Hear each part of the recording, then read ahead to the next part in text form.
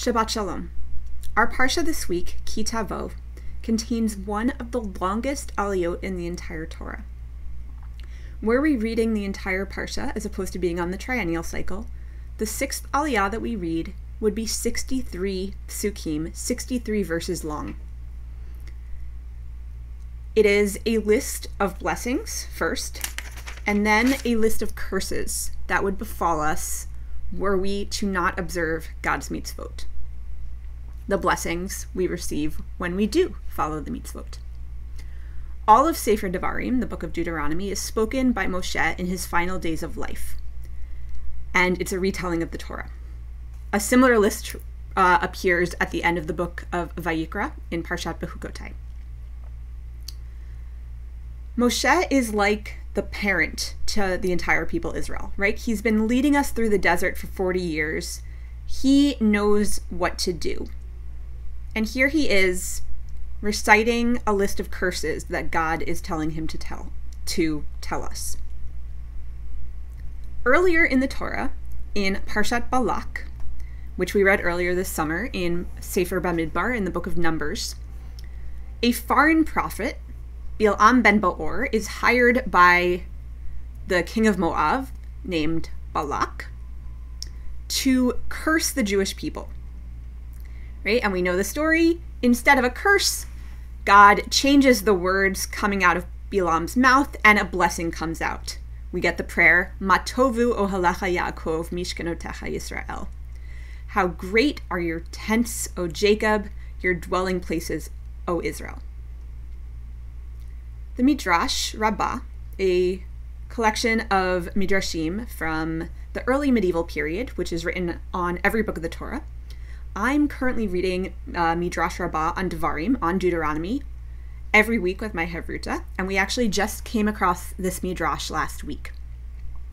The Midrash asks, why does the Torah have a list of curses come out of the mouth of Moshe, our dad, our parent who has been leading us lovingly, with some challenges along the way, through the desert for 40 years, while a blessing is given to us by a foreigner who is hired by an enemy? The answer that the Midrash arrives at is when we receive a compliment from someone we don't expect it from, it means a lot more than when someone who really loves us tells us how great we are. Yes, it gives us a warm feeling every time someone tells us that we're doing a great job. But when it comes from a place and a person we don't expect, we believe it a lot more, saying, oh wow, they see something great in me. On the other hand, when an enemy, when an outsider who doesn't actually know us very well and means us bad, insults us and gives us criticism and rebuke, we don't really listen to it because they don't want the best for us anyway. But when a family member or a close friend gives us rebuke,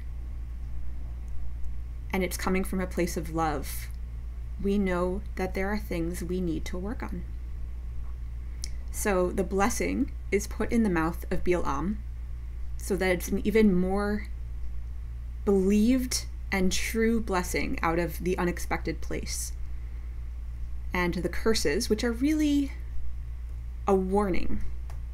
If we are not on the right path, this is what could happen. Those come from Moshe, from a close family member. We learn from this that we're commanded in the Torah to rebuke our friends and family, to say when you're doing something that's not totally in line with what you should be doing. It's our obligation to give that constructive criticism. But only, the rabbis stress, if it can be heard, and only done in a respectful way.